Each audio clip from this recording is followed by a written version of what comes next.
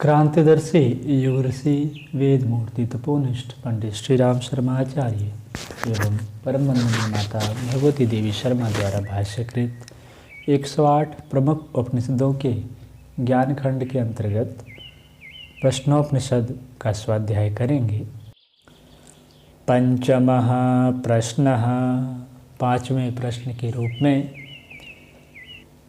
शिवीपुत्र ऋषि सत्यकाम महर्षि पिपलाद से प्रश्न पूछते हैं। प्रथम मंत्र में उपनिषद के ऋषि लिखते हैं, इसके उपरांत शिवीपुत्र सत्यकाम ने महर्षि पिपलाद से पूछा, हे भगवान, यह बताने का अनुग्रह करें कि जो मनुष्य जीवन भर अर्थात मरण पर्यंत ओम का ध्यान करे वह इस ओमकारोपासना द्वारा किस लोक पर विजय प्राप्त कर लेता है। दूसरे मंत्र में उपनिषद के ऋषि लिखते हैं, महर्षि पिपलाद ने कहा, हे सत्यकाम, यह ओमकार ही निश्चित रूप से परब्रह्म और अपर ब्रह्म है। अतः जो विद्वान इसे इस प्रकार जानता है वह इनमें से किसी एक अर्थात ब्रह्म को प्राप्त कर लेता है। तीसरे मंत्र में उपनिषद के ऋषि लिखते हैं, वह साधक यदि एक मात्रा वाले ओमकार का ध्यान करता है तो उसके माध्यम से वह अतिशीघ्र ही जगत को प्राप्त कर लेता है। वहाँ वह ब्रह्मचर्य, तप और श्रद्धा से संपन्न होकर महिमावान होता है। चौथे मंत्र में उपनिषद के ऋषि लिखते हैं, यदि वह द्विमात्रिक ओमकार का ध्यान करे तो उसे यजुर्वेद के मंत्र अंतरिक्ष में स्थित सोमलोक में ले जाते हैं। वह वहाँ सोमलोक में विभूतियों का अनुभव करके पुनः मृतलोक में वापस लौट आता है। पांचवें मंत्र में उपनिषद के ऋषि लिखते हैं, जो पुरुष त्रिमात्रिक ओमकार के ध्यान द्वारा साधना करता है वह तेजो में सूर्यलोक को प्राप्त करता है।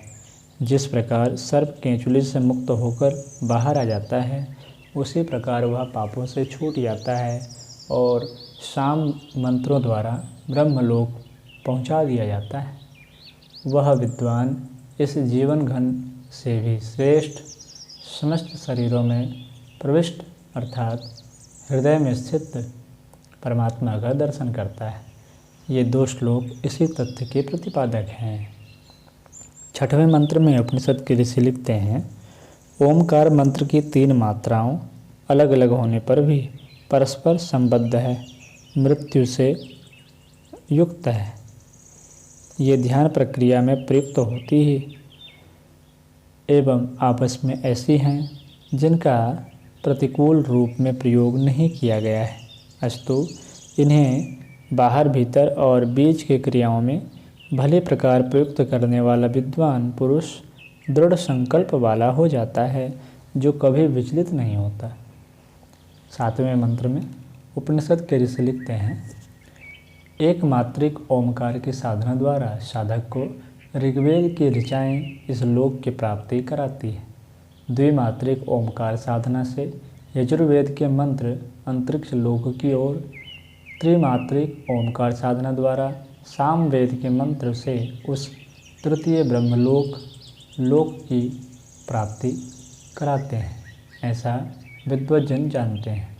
उस ओमकार मंत्र का आश्रय लेकर ही विद्वान उस परम ब्रह्म लोक को प्राप्त करता है जो शांतिपूर्ण, अजर अमर, भयरहित एवं सर्वोत्कृष्ट है। आज की कक्षा में इतना ही, अगली चर्चा अगली कक्षाओं में करेंगे।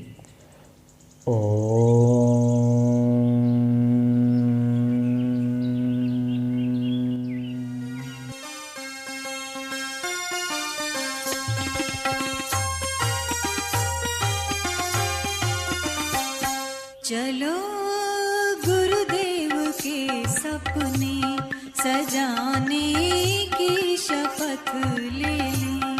चलो गुरुदेव के सपने सजाने